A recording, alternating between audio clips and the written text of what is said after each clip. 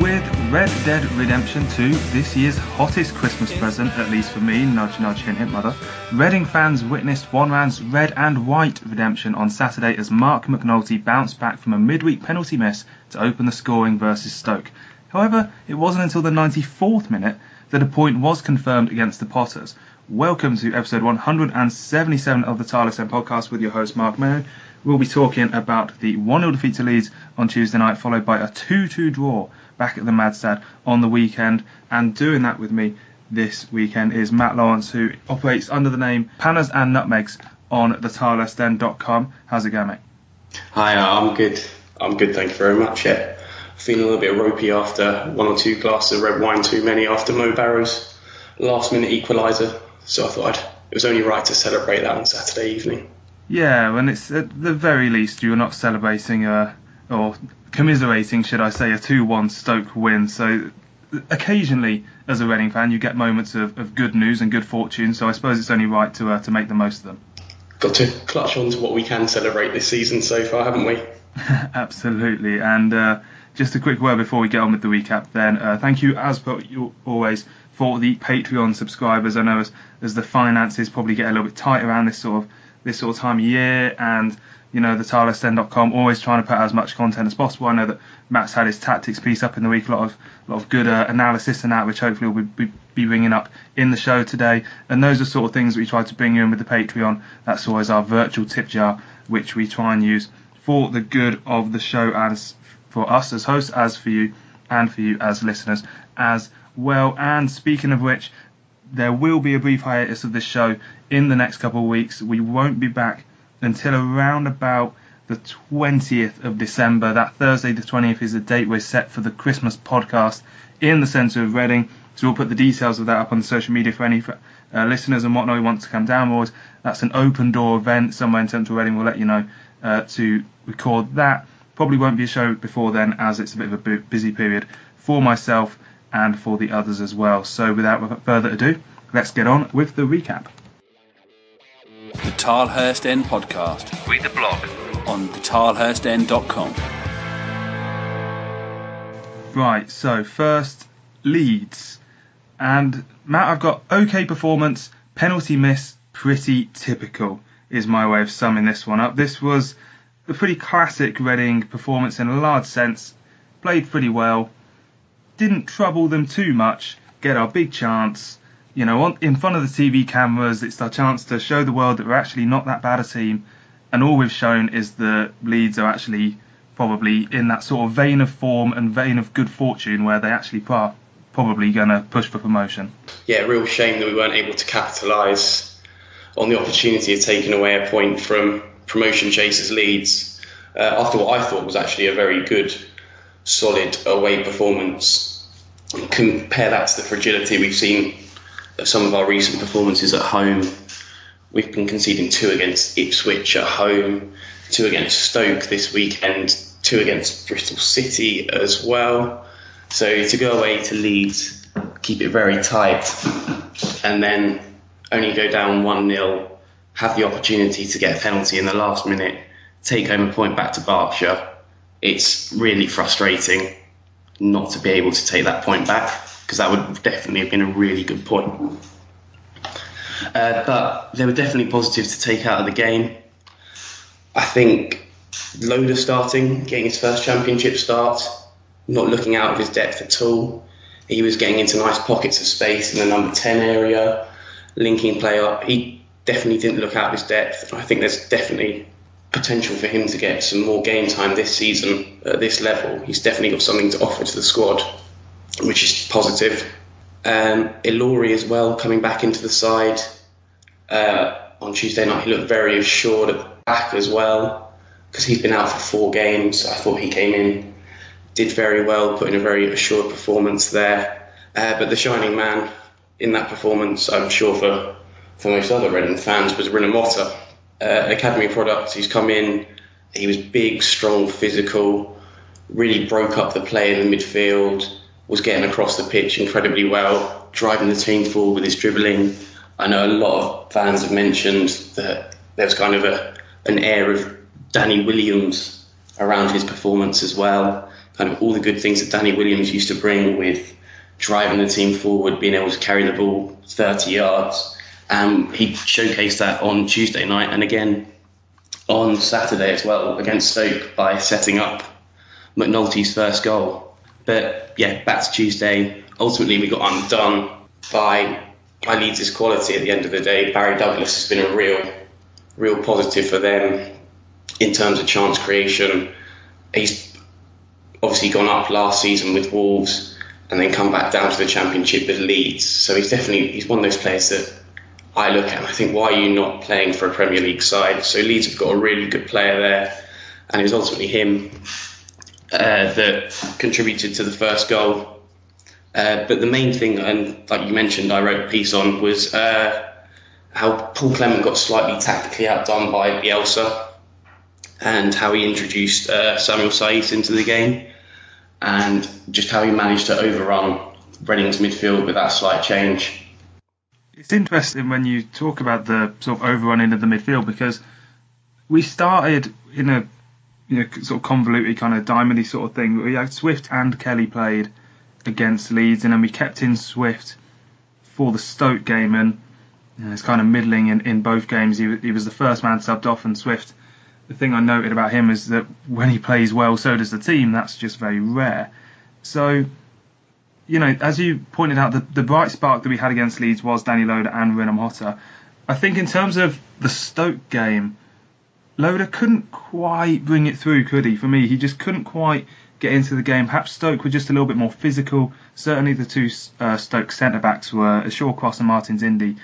I think it would take about 5 Danny Loaders to make up the combined weight of those two players. So they're big lads, aren't they? Exactly. They are big lads. And they're going to rely on that. They're going to bully you when given the chance, and Loader perhaps doesn't have the experience to stop that. So while he did kind of fade against Stoke, as you mentioned, Rinham Hotter, that Danny Williams comparison is almost uncanny. And in fact, the fact that Rinham Hotter's so comfortable in possession and can pass the ball, that was something that Danny Williams couldn't really do. He looks more dynamic in terms of his passing. He looks like he's got a better range of passing than Danny Williams as well. So that's definitely a promising thing. He's looking to get on the ball all the time. He's looking to be positive on the ball, which is the main thing for me. I'm sure for a lot of other fans as well. We're not seeing as much sideways passing, almost passing for the sake of it.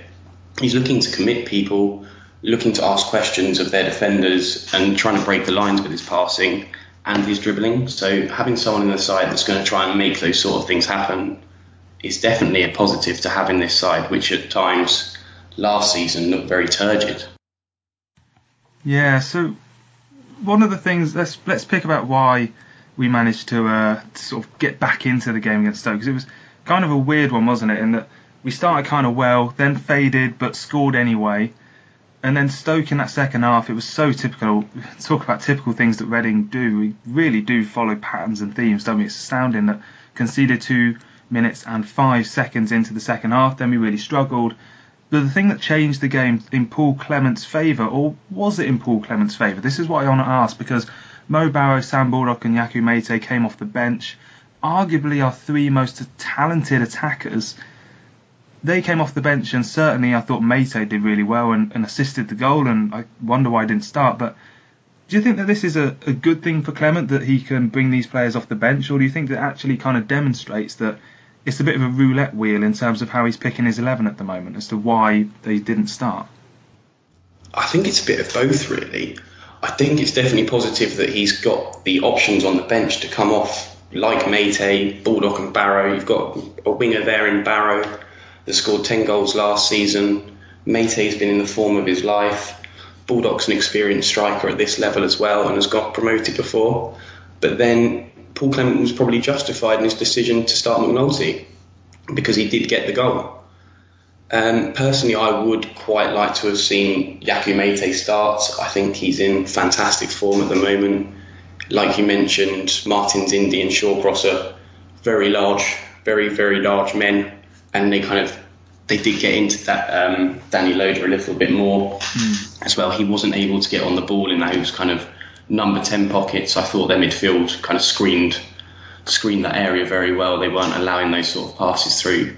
So having the option of Yaku Mate where you can go slightly longer, and he's willing to turn defenders, get in behind defenders, you can relieve a little bit of pressure. Just asking the question of defenders in behind them as well, getting them turned, is an option as well. And I do think Yaku Mate probably should have started in place of Danny Loader, personally, with maybe Loader coming off the bench if Mate hadn't been more effective.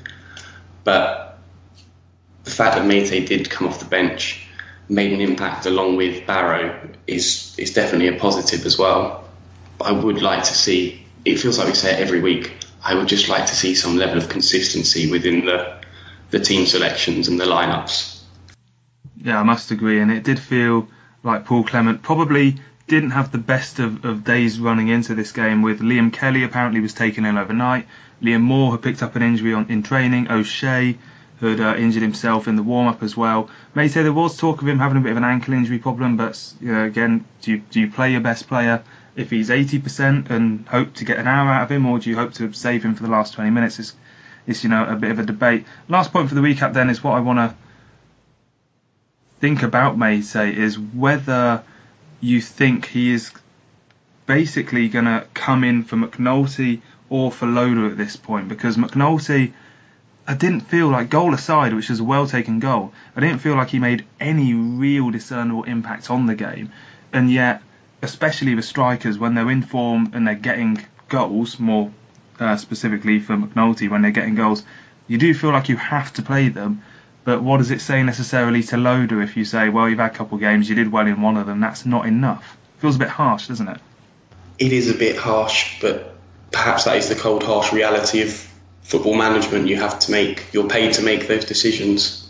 I think he's brought Danny Loader in and done well. He, like you say, he did have, I felt, probably more of an impact on the game overall than McNulty, particularly in the build-up phase. I didn't really think McNulty got into the game that much, but McNulty, like I said, it's a poacher's goal, and that's what you want your number 9 to be doing at the end of the day, is finishing things off in the 6-yard box, and that's what he's done. He's contributed to getting a point for the team. But it's kind of, do we look at having a striker with more kind of all-round associative play, being able to drop in between the lines? Loaders, we've seen him float out wide as well. And yeah, whether we go with Mate through the middle, I don't know who your preference would be in terms of who you'd have as number 9. I think in the long term, the idea of Loader and Mate as a kind of duo, with you, as you say, the Loader dropping off and Mate being that sort of instinctive number 9, does sound kind of nice, but it's perhaps a little bit premature for that. And I'd feel if you're going to drop McNulty, it almost says, obviously he could have played a lot better against Stoke, but it does really say, like, even though you scored, it's not enough, and that's a really hard thing to say to a striker, especially after his penalty miss as well. So, I mean, I was going to say I think Paul Clement will do X. What Paul Clement does is absolutely anybody's guess for when we play Sheffield United on Saturday. He could play Sonny Aluko up front with John O'Shea for all he knows. So it's going to be a pick a name out of the hat scenario, isn't it? Let's avoid the predictions, and we'll round up the recap then with what Paul Clement said after the game. He said that I'm pleased with the spirit, personality, determination and courage in the last 2 games. We've played 2 really good sides this week, both tipped to go up, and we've shown that we can compete at that level. Now we've got to show that we can do that on a consistent basis. We have to do it consistently throughout games as well, because I thought we were good in the first half, not so good at the start of the second half, and then finished strong. Stoke were tipped to go up, yes, but the idea of them being a really good side, not so much. The word shambles was said under the breath of one of the Stoke fans as they walked past me out of the Madstad on a Saturday, so they're certainly not quite where they want to be. So Sheffield United game is next up on Saturday. That's on TV, a 5:30 kickoff, so we'll talk about that towards the end of the show. For now, we'll move on to Newsbites. The Tilehurst End podcast by Reading fans for Reading fans.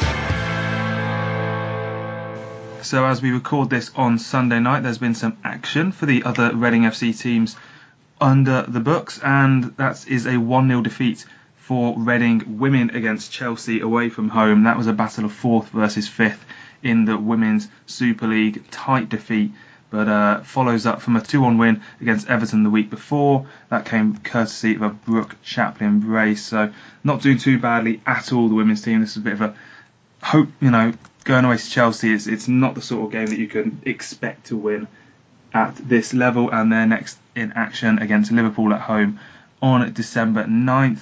Under 23s, they beat Fulham 3-0 last time out last month. They next play West Brom away on the 8th. They're top of Premier League 2 by 3 points. They're on a really good run. Contrastingly, the under 18s not so much. They're 9th in the Premier League. They've lost 8 games in a row in all competitions. Lost 2-0 to Chelsea on Saturday. They're next away to Stoke in the Premier League Cup on the 8th. So not so great for the under 18s.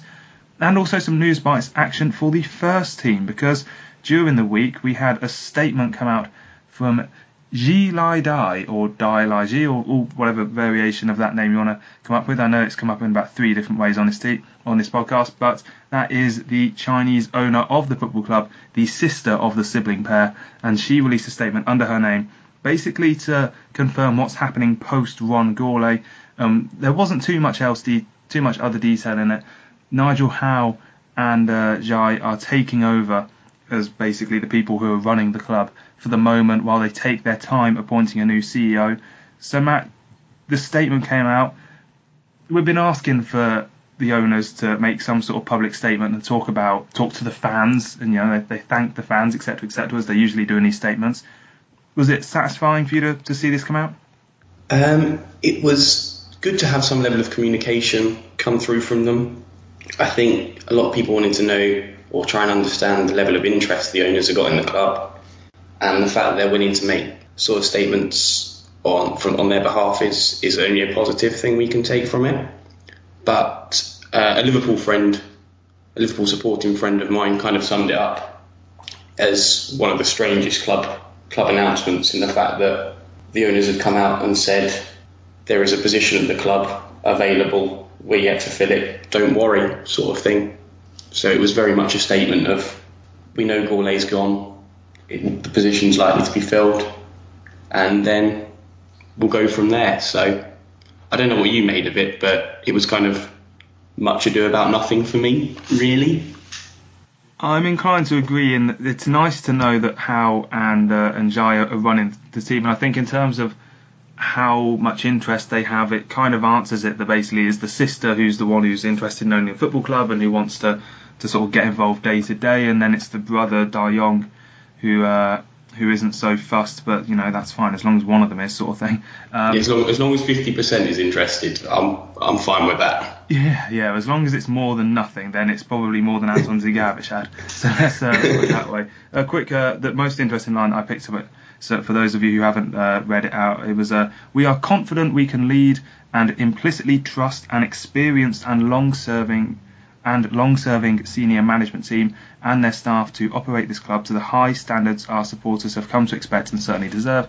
These people know the club inside out, and with your support we'll steer the ship in the right direction. That seems to me to sort of read like people like Nigel Howe, who have been here for ages, are the ones who are just going to kind of be able to get on with it for the next few months or what have you, until a CEO comes in and hopefully fits into that system, because it didn't seem like Ron Gourlay necessarily did fit into that system, and maybe it's going to be a case of pushing back towards how the club used to be run. But obviously, it's very difficult to say that with any authority. And I mean, when it comes round to the new CEO being appointed, do you think that it's going to be a case of we have to, expect immediate change and that maybe people like Howe are going to leave, or do you hope that when a CEO comes in, it's actually going to be a case of continuity, or back to the good old days, as it were?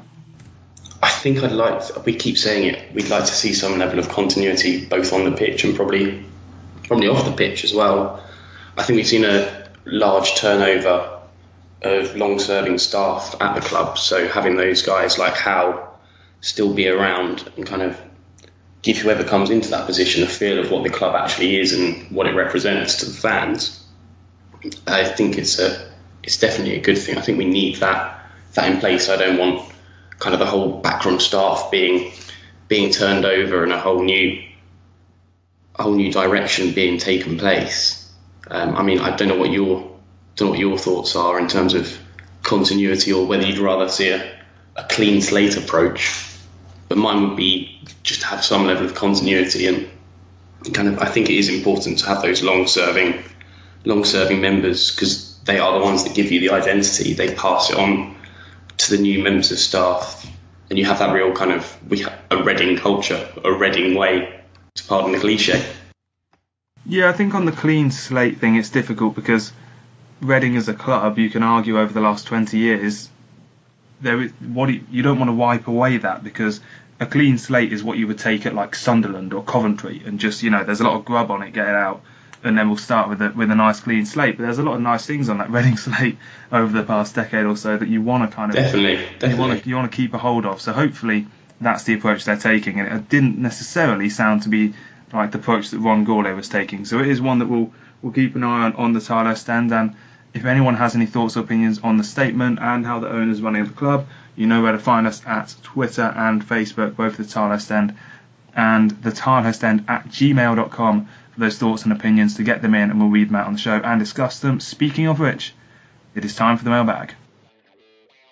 Get social with the boys. Find them on Twitter at the Tilehurst End and facebook.com/the Tilehurst End. Pretty thin mailbag this week, as it is, that time of year when people's thoughts start drifting away from football, and certainly after Tuesday night, I can't blame anyone for thinking that Saturday night was a bit after the Lord's Mayor's show in terms of how much disappointment can you possibly take in one match week of football. But nonetheless, we have Bilal Benassar asking us, why can't we defend? Matt, that is a pretty good question, because it seems like Paul Clement started the season with a bit of a rigid 4-4-2, a bit more rugged, proactive, sitting deep, pressuring a little bit higher up the pitch when not in possession, and having the strikers and midfielders do a little bit more. Pretty far from that now. We're in a pretty clear state of affairs, and we've conceded 32 goals so far in the league. There's only 4 teams who have got worse than that, whereas if you look at our goals scored ratio, we're pretty mid-table. So we're quite clearly emphasising the attack at the moment. It's the $1 million question. How do we keep a clean sheet? I think if I knew the answer to that question, I'd be applying for Paul Clement's job. I was just going to say, there's a coach's job that I'm sure is really well paid that will cover that. But I think probably the first thing I'd say is that we're continually changing the defence and the goalkeeper. Whether we are doing that because we have to or because we're just fiddling around with things, it's just not helping, is it? It definitely isn't. Continuity. We need some semblance of a partnership at the back. The number of centre-half partnerships we've seen 3 goalkeepers playing as well. I don't know how many other clubs have had all three goalkeepers play, but we've seen quite a bit of action from all 3 of our goalkeepers. We've got the full-back switching over constantly as well. Gunter at left back, Dom at right back, and then at the start of the second half they switched over as well.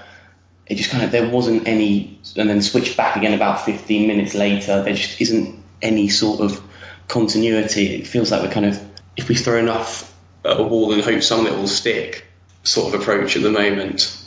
And with Blackett as centre back on the weekend as well, it did kind of feel like we're playing who's there basically, and it does. This kind of links into the other question we got from Simeon Pickup, the editor of the Tilehurst End, who says, should Clement promote more under 23s? We saw Tom McIntyre on the bench on Saturday as pretty much the only other centre back at the club who can turn out for us. And I mean, the way I kind of feel about this, I'm interested to get your thoughts on it, but the way I feel like with Rinomhota and Loader in at the moment, I do kind of feel like we've satisfied that niche for now. We don't quite need, just because they've done well doesn't mean you necessarily need to keep pouring in more young players, because you need experience in this league, and especially against teams like Leeds and teams like Stoke and Sheffield United, who have absolute bags of it. At some point you reach a kind of saturation, I worry, with academy players. I think you've hit the nail on the head there. I think with Rinomhota and Loader coming in, we've probably taken the 2 shining stars out of the academy system at the moment, and they've adapted and settled in well to the team at the moment.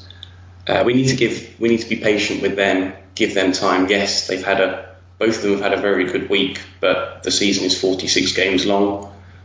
I want to be able to see them have an impact long term over the course of the season. I do think it's probably destabilising to have too many youth team players coming through, like you say. because that would be 3 very young players through the spine of the team. You're also looking at the others around them. Thiago Ilori's, I think, 25. He's not played that much senior football for a 25-year-old, and I think that's apparent with some of the mistakes he makes as well. So having a level of experience within the core as well. We saw the transfer approach in the summer, bringing in the likes of John O'Shea, David Myler. These are really experienced guys. Andy Eardon from Barnsley was skipper at Barnsley as well. So there was a clear targeted approach to bringing in some level of experience within the side, whether it be out on the pitch or in the dressing room as well. I thought, for me, it was interesting to see that Bacuna was given the captaincy as well, ahead of Chris Gunter. I don't know what you made of that. Yeah, it was an interesting thing to note, because Gunter was always the sort of the clear vice captain and the clear, man to turn to, with Paul McShane being the club captain. So Bacuna having it, I'm not mad about it, but it's just a very interesting thing to keep an eye on, and the dynamics of that, whether Gunter would have been unhappy with it or not, I don't know. But I think from the fans' perspective, it's not necessarily a bad thing, because Gunter wasn't exactly, when he was captain, it wasn't like we played a lot better, was it? Yeah, that is true. I just thought it kind of sums up how everything is in constant rotation at the moment. I mean, Bacuna is probably a more likely starter at the moment than Gunter, so in that sense it does make sense. We also had experienced heads like McCleary on the pitch as well. Yeah, McCleary, he's one that's probably wouldn't put him in the captain bracket purely at position, really. Having the right winger out as a captain doesn't always work, but he's someone, I think, having those, he's probably one of our longest serving players at the moment, but having him around the team is probably one of those good things in terms of bringing through, as we're talking about the academy players. He's one who I think certainly can talk to players like Danny Loader and Renham Hotter and be there as a kind of almost a sort of mentoring role that I like to think those sort of players, at least having them in the dressing room, does kind of fill that niche. Yeah, definitely. I think the likes of McCleary, Gunter has been here an awful long time. They know the club inside out. Gunter as well, record caps holder for Wales. There's bags of experience. He's been to a European Championships semi-final. He got to the playoff final with us as well. So there's a lot of experience within big moments. John O'Shea surely can only be a positive within the dressing room. With the amount of experience he's got, he can get hold of those younger players, drag them in, almost a coaching role within the team as well. We've got essentially a Champions League winner within the side. If he's not bringing something to the table in terms of being able to help develop the younger players, the likes of Loader, Rinomota, but just also put an arm around the likes of Blackett, Ilori, just kind of, I want to be able to see those sorts of guys kick on, because we see the flashes of ability from Ilori, the likes of Ilori, up at Leeds, where he's putting a really solid performance. Then we see these momentary lapses of concentration on Saturday against Stoke, and I just find it really, really frustrating that we've got players with ability. It's just the fact that ability is not on display consistently. I do agree, and when it comes to O'Shea, I think he's on a one-year contract that is kind of on a pre-agreement for him to take a coaching role next season. So that is one that, if he's not preparing for that now, then I kind of agree that needs to be something that gets sorted out ASAP. So hopefully that is exactly what is going on behind the scenes, and John O'Shea is working slowly away from being a player and more into being a coach, which is certainly... Or John O'Shea, the Reading manager.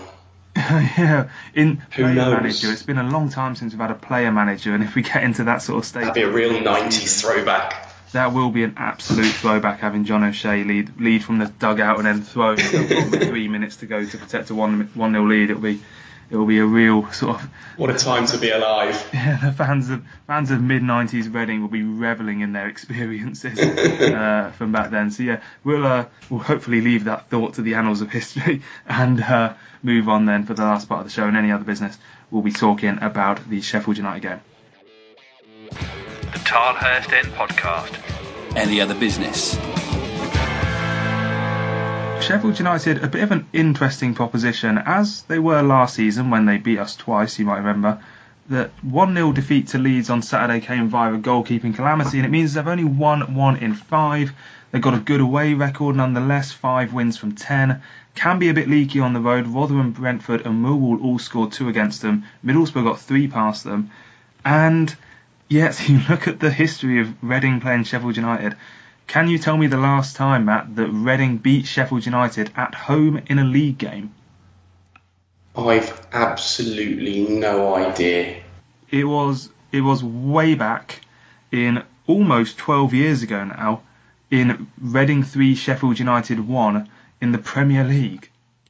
No. Oh yeah, for real. Yeah, we've managed to lose against them at home in 2009 twice. Then 2011 they came back from 2-0 down despite us being in the playoffs and then being pretty much done for the season in April 2011. And then last season they came and won 3-1. So we have a pretty torrid record when it comes to playing Sheffield United. We might as well not turn up on Saturday then. In the last decade or so. In fact, you're giving it away, Mark. The last man to score a winning goal at home, because we did beat them away in 2008, but the last man to score a winning goal against Sheffield United at home in the league was Ulysses de la Cruz, with what I can remember to be an absolutely stunning run and finish, which made it 2-0 to Reading in a 3-1 victory. So I'm counting that as the winner, basically. And, I mean, yeah, so where is the optimism coming from this one? Do you feel like we can forget history and move it to one side, or is Sheffield United the favourites, and rightly so? I think history aside, Sheffield United have got to go down as favourites heading into the game. They're in the playoff spots at the moment. Their away record, like you say, is fairly decent, especially against the sides in the bottom half. I think they bagged 3 against Brentford, 2 against Rotherham, 3 against Millwall and 3 against Bolton. So there's definitely goals in that team. And the way we've been conceding at home, I think we've conceded 2 in the last 3 home games. So heading into it, that doesn't bode particularly well. Yeah, I think that the problem is with us really is are we going to keep doing the absolute minimum that we need to do to keep Paul Clement in his job? And what do you think that Paul Clement can get away with this weekend? Is it going to be a victory or nothing? Is he going to be able to scrub a draw and stay in the job? I mean, as far as we know, he's staying in the job. Or is a defeat actually going to be the sort of thing that spells the end?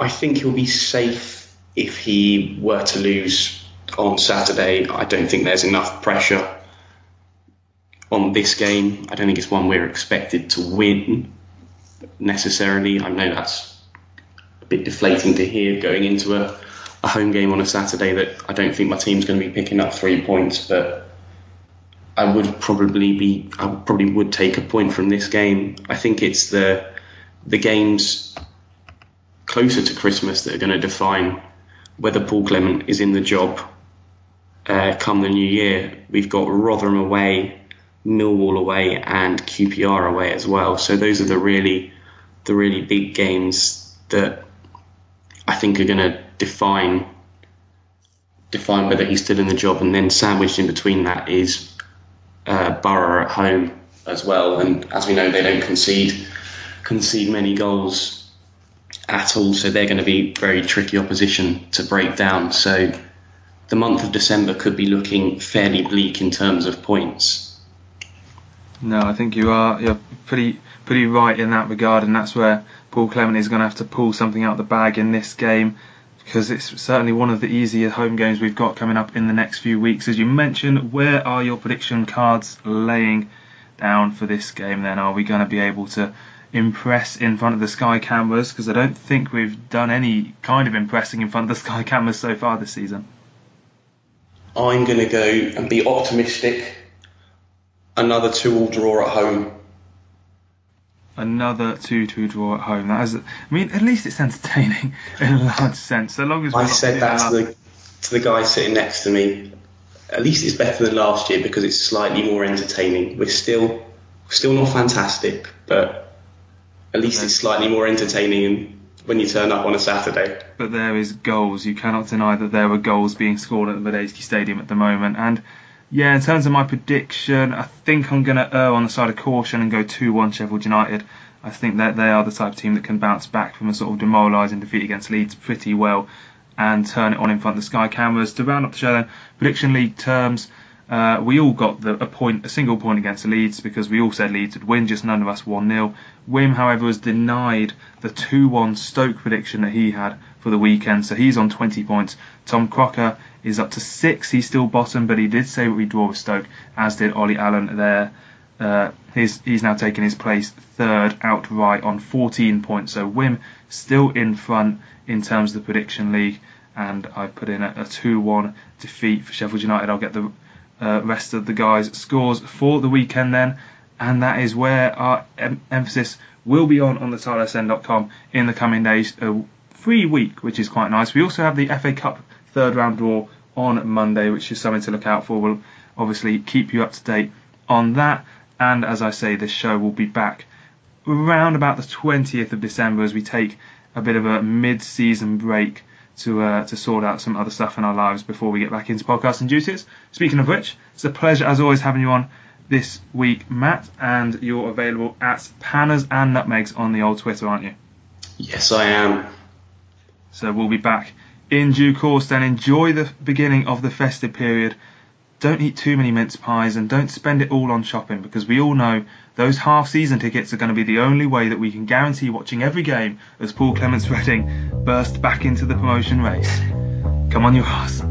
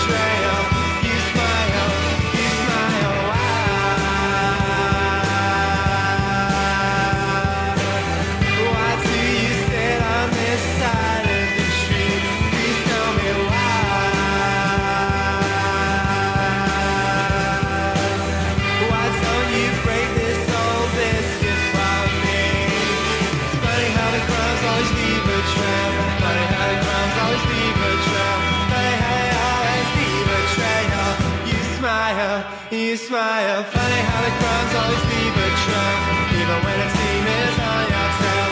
Funny how you always leave a trail. You smile,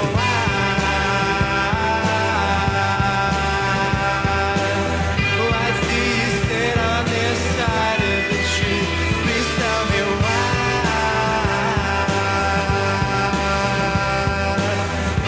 don't you break this old biscuit for me?